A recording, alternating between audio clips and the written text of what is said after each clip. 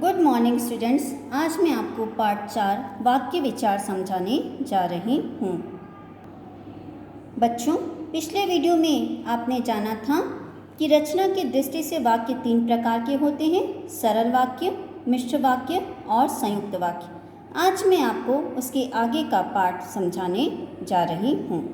अर्थ की दृष्टि से वाक्य 8 प्रकार के होते हैं। पहला, विधिवाचक वाक्य। जिन वाक्यों में किसी कार्य का करना या होना सामान्य रूप से प्रकट होता है उन्हें विधिवाचक वाक्य कहते हैं। उदाहरण, माली पौधों में पानी दे रहा है।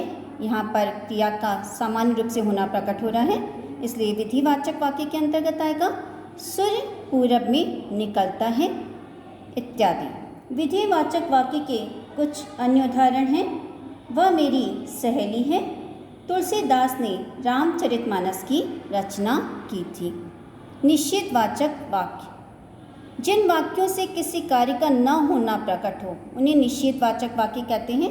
जैसे मोहन आज विद्यालय नहीं आया है। यहाँ पर मोहन का विद्यालय न आना प्रकट हो रहा है, इसलिए निषेधवाचक वाक्य के अंतर्गत आएगा।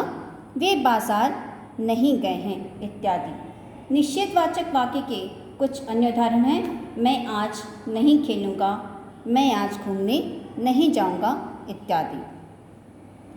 आज्ञावाचक वाक्य। जिन वाक्यों से आज्ञा या निर्देश का बोध हो उन्हें आज्ञावाचक वाक्य कहते हैं। जैसे, बच्चों अपना कार्य करो।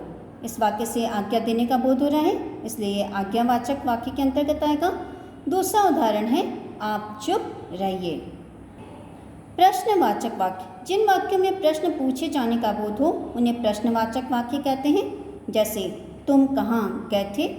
यह प्याला किसने तोड़ा? तुम कौन हो? वह कहाँ रहता है? इत्यादि।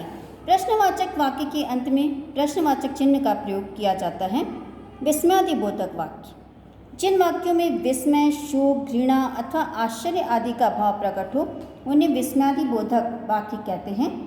जैसे, अरे इतना सुंदर चित्र, यह फूल कितना सुंदर है। तो जिन वाक्यों से हमें विस्मय, आश्चर्य, शोक आदि का भाव पता चले उन्हें विस्मयादिबोधक वाक्य कहते हैं।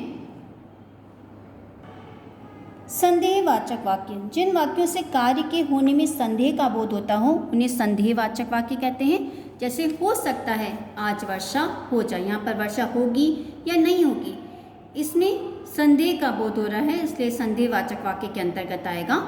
दूसरा उदाहरण है, आज का क्रिकेट मैच कौन जीतेगा। इस उदाहरण में भी क्रिकेट मैच कौन जीतेगा यहाँ पे संशय की स्थिति है, तो ये संदेहवाचक वाक्य के अंतर्गत आएगा। संदेहवाचक वाक्य के कुछ अन्य उदाहरण हैं। शायद वह कल मेरे घर आए, अब तक रंजन जा चुका होगा इत्यादि। इच्छावाचक वाक्य। जिन वाक्यों से शुभकामना और इच्छा का बोध होता है उन्हें इच्छावाचक वाक्य कहते हैं। उदाहरण, ईश्वर तुम्हारा कल्याण करे। दूसरा उदाहरण है, भगवान तुम्हें तरक्की दे। इच्छावाचक वाक्य के कुछ अन्य उदाहरण हैं। अब तुम आ सकते हो, ईश्वर तुम्हारा भला करे। संकेतवाचक वाक्य। जिन वाक्यों में एक बात का होना दूसरी बात पर निर्भर करता है उन्हें संकेतवाचक वाक्य कहते हैं। जैसे, यदि नौकरी मिल गई तो तुम्हारी सहायता करता रहूँगा। यहाँ पर सहायता करता रहूँगा ये नौकरी के मिलने के ऊपर निर्भर है, तो ये संकेतवाचक वाक्य के अंतर्गत आएगा।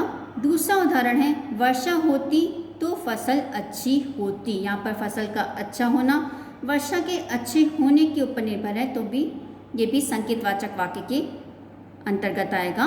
तो बच्चों, इस पाठ से हमने सीखा कि वह शब्द समूह जिससे पूरी बात समझ में आ जाए उसे वाक्य कहते हैं। वाक्य के 2 भाग होते हैं, उद्देश्य और विधेय। वाक्य में जिसके विषय में कुछ कहा जाए उसे उद्देश्य कहते हैं। उद्देश्य के विषय में जो कुछ कहा जाए उसे विधेय कहते हैं। वाक्य के भेद 2 आधारों पर किए जाते हैं, रचना की दृष्टि से और अर्थ की दृष्टि से।